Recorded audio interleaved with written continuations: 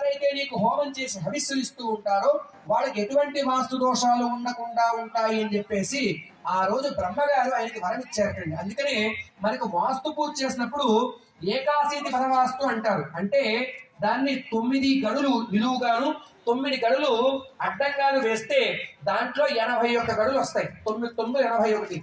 ఏకాశీతి పదవాస్తులో 81 మంది దేవతల్ని ఆవాహన చేసి చక్కగా వారికి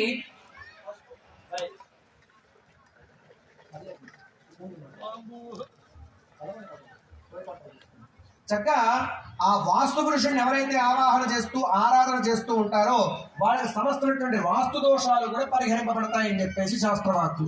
అందుకనే చక్కగా ఆ వాస్తు పురుషుడు అనేటువంటి వాడు ఈశాన్యానికి తలబెట్టుకుని నైరుతికి పాదాలు పెట్టుకుని అధోముఖంగా ఉంటారు. కాబట్టి మనకి చాలా మంది వాస్తు శాస్త్రాలు ఇస్తారు, ఈశాన్యంలో బరువు పెట్టొద్దండి అంటానికి కారణం ఏమిటి అంటే వాస్తు పురుషుడి యొక్క శిరస్సు ఈశాన్యంలో ఉంటుంది. అందుకని అన్ని భాగాల్లోకెల్లా కూడా శిరోభాగం చాలా విశేషం కాబట్టి తల మీద బరువు ఎంతసేపు అయ్యారు, అందుకని అటువైపు బరువు పెట్టొద్దు అంటానికి కారణం అది. అందుకని ఎవరైనా ఒక యజమాని ఇల్లు నిర్మాణం చేసిన తర్వాత ఏదైనా తర్వాతది తండ్రి నుంచి కొడుకు సంక్రాంతిస్తుంది. ఏదో వాస్తు దోషం ఉందని చెప్పేసి నాబోటి పండితులను తీసుకొస్తారు. ఆయన ఏం చేస్తాడు, చూసి ఏమీ లేదంటే ఈయనకి ఏం జాత కాదని, అంతే కదా. కాబట్టి ఏదో ఇది మీకు అక్కడ పెట్టమంటే అక్కడ తృప్తిగా ఉంటుంది, ఇది మీకు అక్కడ పెడతాడు, అది మీకు ఇక్కడ పెడతాడు, ఇది మీకు బందిరేస్తాడు. అక్కడ ఎప్పుడైనా సరే అలా చేయడం మహాదోషం. ఒకసారి నిర్మాణం అయిపోయిన తర్వాత దాన్ని ఎట్టి పరిస్థితుల్లో మార్చేటువంటి ప్రయత్నం చేయకూడదు. అలా చేస్తే దాని ఆయుర్దాయం పోతుంది. అర్థమైందమ్మా? కాబట్టి లేకపోతే చెయ్యాలంటే సమూలంగా తీసేసి పూర్తిగా చేసుకోవచ్చు. లేదు ఇలాంటి వాస్తు దోషాలు ఉన్నాయనే అనుమానం ఉంటే ఏమీ చేయట్లేదు. ఒక్కసారి ఇంట్లో వాస్తు పూజ చేసుకుని వాస్తు హోమం చేసుకుంటే సమస్త వాస్తు దోషాలు కూడా పరిహరింపబడతాయి.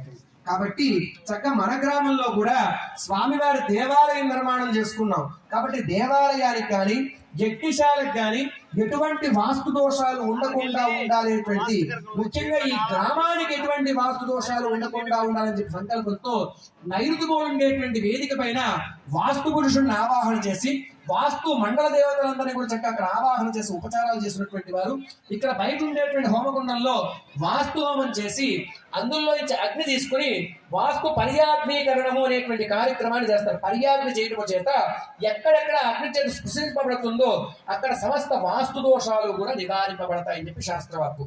అందుకనే ఇవాళ చక్కగా శాలా వాస్తు అనేటువంటి కార్యక్రమాన్ని చేస్తారు. రేపటి రోజున బింబ వాస్తు చేస్తారు. అంటే మనం ప్రతిష్ఠించుకునేటువంటి బింబాలు ఉంటాయి కదా, వాటికి వాస్తు దోషం ఉంటుంది. అంటే వాటి గురించి రేపు చెప్పుకునేటువంటి ప్రయత్నం చేద్దాం. దేవాలయానికి ఎటువంటి వాస్తు దోషాలు ఉండకుండా బింబ